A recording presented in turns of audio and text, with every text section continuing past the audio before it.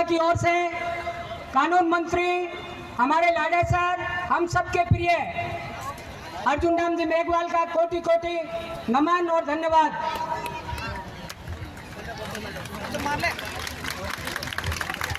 भारत माता की, भारत माता की। सबने राम राम सा। आज ये भारतीय जनता पार्टी के श्री डूंगरगढ़ के जो प्रत्याशी हैं श्री ताराचंद जी सारस्वत, उनकी नामांकन की ये सभा है। हमारे दिल्ली से इसके लिए एक प्रभारी आए हुए हैं, प्रवासी प्रभारियों की हमने व्यवस्था की है। हमारे राजेंद्र जी गहलोत दिल्ली से, इनके लिए जोरदार तालियां बजा करके आप स्वागत करें। और काफ़ी समय से बैठे होंगे हमारे संत श्री संतोष सागर जी। हाँ, एक पूर्व एमएलए साहब हमारे एक बार दिल्ली से आए हैं, खड़े हो जाओ, खड़े हो जाओ। ये रहेंगे काफ़ी समय आपके बीच में, ये सूचनाएं भेजेंगे, सूचनाएं देंगे, यहाँ क्या चल रहा है, कैसे चल रहा है, सब इन्फॉर्मेशन ये देंगे। अभी प्रवासी पदाधिकारियों की व्यवस्था हर विधानसभा के लिए की है। इनके ऊपर एक जिले की टोली भी बनी है, जिले के भी एक प्रभारी आए हुए होंगे और उसके ऊपर एक संभाग के प्रभारी भी आए होंगे। ये सारा व्यवस्था इस बार पार्टी ने अलग अलग ढंग से की है। हमारे जिलाध्यक्ष श्री जालम सिंह जी भाटी साहब, हमारे ओबीसी मोर्चे के प्रदेशाध्यक्ष चंपालाल जी गैदर साहब, हमारे शैलू सिंह जी उधर पर्चा भरने गए, और ताराचंद जी सारस्वत भी उधर पर्चा भरने गए हैं। नहीं, पर्चा उनका देखिए एक सिस्टम होता है, हम सब लोग जाएंगे साथ ही, लेकिन वो एक टाइम दिया होता है ना, तो वहाँ कई लोगों को पहुँचना पड़ता है। और अपन भी सब साथ रहेंगे, मैं भी साथ रहूँगा, अपन सब साथ में इसमें जाएंगे, ठीक है। हमारे रामगोपाल जी सुथार पूर्व जिलाध्यक्ष, शोभा चंद जी आशोभा साहब जो बहुत ही हमारे सबसे पुराने हैं मुझे लगता है, और यहाँ मंच पे जो बैठे हैं उनमें तो ऐसा ही लग रहा है ना, सबसे पुराने। जोरदार ताली बजा के आप स्वागत कर सकते हैं। हम कल पोखरण में नामांकन के समय गजेंद्र सिंह जी शेखावत में और विजयताई राठकर हम थे, प्रतापपुरी जी के नामांकन में। और चाहे हम ईस्टर्न राजस्थान, जिसको हम कहते थे भी ये हमारा भरतपुर वाला बेल्ट कमज़ोर है, और हमारा कोटा वाला बेल्ट हो, चाहे उदयपुर वाला बेल्ट हो, सब जगह भारतीय जनता पार्टी आगे है, सब जगह। इसलिए अब ये स्पष्ट हो गया है कि भारतीय जनता पार्टी का शासन राजस्थान में आ रहा है। तो भाई जी डूंगरगढ़ में पीछे मत रखा थे, जाओ ध्यान क्यों ना आयो, कोई छोटी मोटी कसर है तो बिना मिल दूर कर हो सके भाई कसर। अब चुनाव हुए फिर बाद में 5 साल एक जो सार्वजनिक जीवन में काम करे वो थारे साथ रहे, बीच में रहे, छोटी मोटी कोई बात हो जाए इन्हें भूलो। हम सब भारतीय जनता पार्टी के परिवार के लोग हैं। टिकट के समय सब लोग दावेदारी करते हैं, कोई एक जगह नहीं देख रहा हूं, सब जगह देख रहे हैं। 200 विधानसभा में हर जगह 4 या 5 प्रमुख दावेदार होते हैं। टिकट तो एक को ही मिलेगी ना भाई साहब, टिकट 2 को तो दे नहीं सकते ना। अगर 2 का प्रावधान होता तो हम 2 दे देते, टिकट तो एक ही मिलेगी ना। और टिकट एक मिलने के बाद, जैसे टिकट एक मिले, भारतीय जनता पार्टी परिवार का ये कर्तव्य बनता है,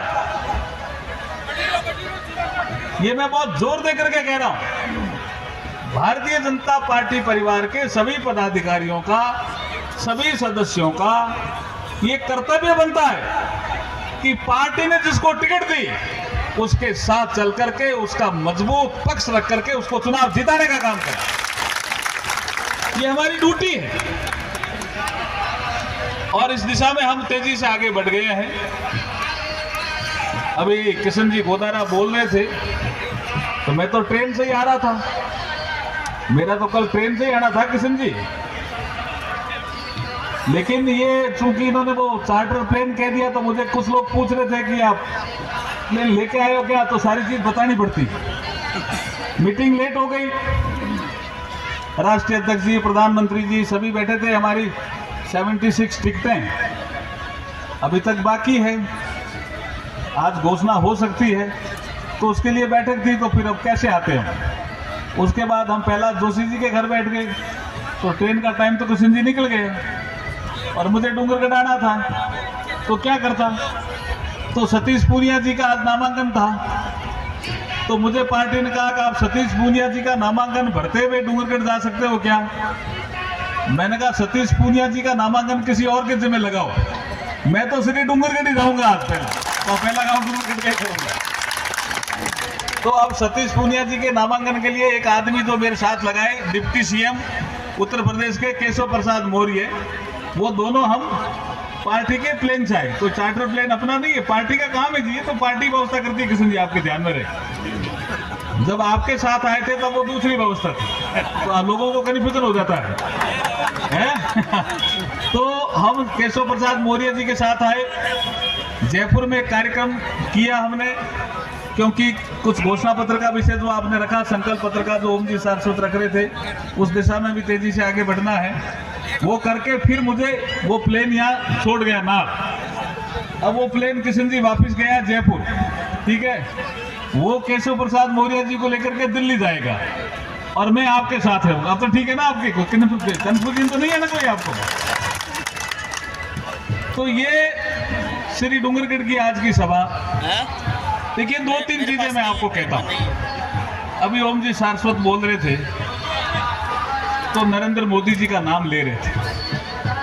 दुनिया भर में जितने भी प्रधानमंत्री हैं, जितने भी राष्ट्रपति हैं, जिनको हम टेक्निकल लैंग्वेज में राष्ट्राध्यक्ष कहते हैं, इन सबका सर्वे अमेरिका की एक एजेंसी करवाती है कि कौन लोकप्रिय है। देश में 200 से ज्यादा देश हैं दुनिया में, उन देशों में कौन प्रधानमंत्री, कौन राष्ट्रपति, जिसको हम राष्ट्राध्यक्ष कहते हैं, लोकप्रिय है। उसमें अमेरिका के राष्ट्रपति का भी नंबर लगता है, इंग्लैंड का भी लगता है, Italy, Japan, Australia, Japan, Brazil, दक्षिणी अफ्रीका, सबका लगता है। लेकिन भारत के प्रधानमंत्री, वो एजेंसी ये कहती है, वो हमारी एजेंसी नहीं है, वो एजेंसी भी अमेरिका की है। वो ये अमेरिका के राष्ट्रपति के लिए भी कहती है, वो सर्वे करती है, लेकिन वो कहती है कि इस दुनिया में 76% लोग ये कहते हैं कि नरेंद्र मोदी प्रधानमंत्री सबसे बढ़िया। ये भारत के लिए कितनी बड़ी बात है जी। जोरदार ताली नरेंद्र मोदी जी के लिए दो, बताओ। नरेंद्र मोदी जिंदाबाद, नरेंद्र मोदी जिंदाबाद। अभी अटल जी का जिक्र किया, सुमित जी गोदाराम, 6 अप्रैल 1980, कोई कल्पना नहीं कर सकता था कि अटल जी ऐसे बोलेंगे, ऐसी भविष्यवाणी करेंगे। लेकिन वो ऋषि पुरुष टाइप व्यक्ति थे, बड़ा कद था, सब लोग बोल लिए। कुछ लोग अभी भी बीकानेर में हैं जो ये कहते हैं कि हम उस सम्मेलन में गए थे। कुछ लोग मुझे दिल्ली में कहते हैं, कहीं और स्थान पे जाता हूं तो कहते हैं अटल जी जब खड़े हुए तो ये कल्पना नहीं थी कि अटल जी ऐसे बोलेंगे। पर अटल जी ने क्या कहा? अटल जी ने कहा, 6 अप्रैल 80 की बात कर रहा हूं, जनता पार्टी का शासन बिगड़ गया था, भारतीय जनसंघ जनता पार्टी में विलीन हो गई थी, जनता पार्टी टूट गई थी। और उस पीरियड में जब भारतीय जनता पार्टी नहीं बनी, उस समय अटल जी क्या बोल रहे हैं कि मैं भारत के इस पवित्र पश्चिम घाट के समुद्र तल पर खड़ा होकर के ये कह सकता हूं और एक भविष्यवाणी कर सकता हूं कि अंधेरा छटेगा, सूरज निकलेगा और कमल खिलेगा। ऐसे अटल जी के लिए तो जोरदार ताली बजाओ भाई। इनको किसी ने चिढ़ाया अटल जी को सेंट्रल हॉल में। एक समय ऐसा आया था, 80 में गठन हुआ बीजेपी का, 84 का चुनाव हुआ, भारतीय जनता पार्टी के 2 ही एमपी थे, अटल जी अडवाणी भी बाहर थे, लोकसभा में नहीं थे। तो सेंट्रल हॉल में कोई चर्चा हो रही थी, एक कॉमरेड उनका दोस्त था अटल जी का, तो कॉमरेड को अटल जी ने कहा, कॉमरेड इधर आना। बोला क्या करना अटल जी कि तुम लोकसभा में जा रहे हो ना? बोला जा रहा हूं। 2 हमारे एमपी बैठे हैं, उन दोनों को बोलना हमें कोई राष्ट्रीय चर्चा करनी है, राष्ट्रीय चिंतन करना है। तो कॉमरेड हंसा। उस समय एक नारा था परिवार नियोजन का, हम 2 हमारे 2। तो उसने कहा क्या अटल जी, 2 आप लोकसभा में बैठे हो और 2 आप सेंट्रल हॉल में बैठे हो, तो ये तो वो नारा हो गया, हम 2 और हमारे 2। चिढ़ाया। लेकिन अटल जी फिर ऋषि पुरुष उसी सेंट्रल हॉल में खड़े होकर के कॉमरेड को चेतावनी देते हैं, कॉमरेड आज हम 2 होंगे, कभी हम 200 भी होंगे। ये अटल बिहारी वाजपेयी है।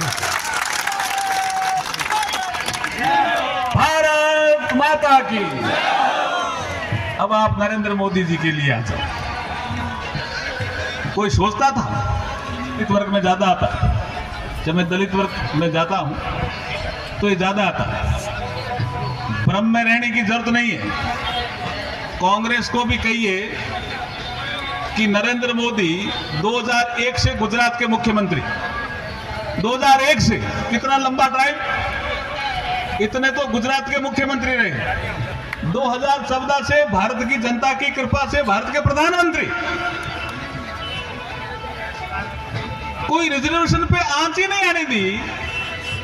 उल्टा जो सभी समाजों में, जिसको हम अपर कास्ट कहते हैं, उसमें गरीब लोग थे, उनके लिए ईडब्ल्यूएस का रिजर्वेशन और किया उन्होंने।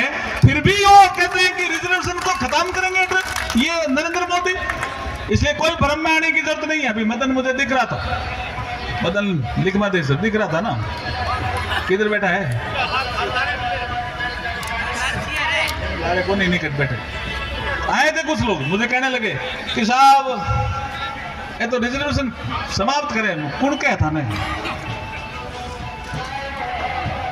आप भाजपा से जुड़े रहो। अरे आपका प्रतिनिधि वहां बैठा है ना भाई, ऐसी कोई आंच आने देंगे क्या? दूसरा क्या कह रहे हैं? दूसरा एक बड़ी चीज कह रहे हैं सर, वैसा भ्रम फैला रहे हैं कांग्रेस वाले। अधिकतर वीकर सेक्शन में, दलित बस्तियों में, ओबीसी की बस्तियों में जा करके कहते हैं कि संविधान अब की बार खत्म ही कर देंगे मोदी जी आगे। ऐसा कहते हैं ना, सुनते हो नहीं सुनते हो? एक ही मात्र प्रधानमंत्री हैं जो मुख्यमंत्री सबसे ज्यादा ऐसा कुशासन जो अशोक गहलोत जी ने किया। कभी कभी अशोक गहलोत जी कहते हैं, आपने भी सुना होगा, कि मैं तो कुर्सी छोड़ना चाहता हूं, मुझे कुर्सी छोड़ती नहीं। ये कहते हैं ना कि मैं कुर्सी छोड़ना चाहता हूं, मुझे कुर्सी छोड़ नहीं रही है। तो भाई जी अब की क्या, कुर्सी तोड़ ही दिया था, कोशिश करो तोड़ने, और तो नहीं करा फिर, और तो बाहर को है। हाँ, महेंद्र जी का नहीं लगाओ। ये जो दिख रहा है वातावरण, उसे मुझे साफ संकेत नजर आ रहा है, साफ स्पष्ट नजर आ रहा है। मैं जो यूक्रेन की लड़ाई थी, तब यहाँ का डोंगरगढ़ का एक लड़का था, उसको मैंने पूछा कि तुम पढ़ रहे थे मेडिकल की पढ़ाई, क्या था वातावरण? तो उसने सुनाया कि साहब एक बार हम ऐसी जगह फंस गए थे जहाँ से बसें ले जा रही थी, लेकिन उन्होंने कहा नहीं ले जा सकते तो छोड़ दिया। फिर बोला पैदल चलो। युद्ध हो रहा था, दोनों देशों ने युद्ध रोका, रूस ने भी रोका, यूक्रेन ने भी रोका। लेकिन याद जो इंडिया के जो लोग थे, उनको कहा कि आपकी पहचान करेंगे भारत के झंडे से, तो अगर आप भारत का झंडा लेकर के चलोगे तो हम दोनों देश जो युद्ध की लड़ाई में थे, मोदी जी का कद तो देखो, युद्ध की लड़ाई में थे, युद्ध था। मोदी जी के कहने से 4 घंटा युद्ध विराम हुआ और लड़के निकले, लेकिन कहा भारत का झंडा लेकर के जाएंगे, समझ जाएंगे कि ये भारत के स्टूडेंट हैं, मेडिकल की पढ़ाई के लिए गए थे। अमित सुमित जी आपके भी थे शायद लोग, सांसद सेवा केंद्र में आए थे। डूंगरगढ़ का लड़का था, मैं गांव भूल रहा हूँ, उसने सारा मुझे वृत्तांत बताया। तो उसने कहा कि पाकिस्तान के भी लड़के थे, उन्होंने कहा हम इंडिया का झंडा लेकर के नहीं जाएंगे। तो उन्होंने कहा भाई ठीक, पाकिस्तान के लड़के भी भारत का झंडा लेकर के निकले, तब जाकर के निकलने दिया। ऐसी दुनिया में प्रतिष्ठा फैलाने वाले नरेंद्र मोदी जी के लिए, जिन्होंने कैंडिडेट घोषित किया ताराचंद जी को, जिताओगे नहीं क्या?